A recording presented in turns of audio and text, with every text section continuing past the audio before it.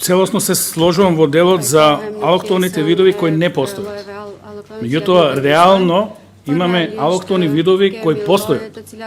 И тука мораме да направиме дистинкција. Значи, мора да направиме дистинкција помеѓу алоктони видови кои не постоеле, а веќе ги имаме, и алоктони видови кои не постојат и не сакаме да влезат во нашиот екосистем. Затоа беше поднесен амандманот и сега ствара една перцепција што ќе третираме. Спомнавте еве фазанот кој го имаме, дали реално тој не може да се одгледува во такво одгледувалиште, а го веќе имаме. Не постои, ама постои.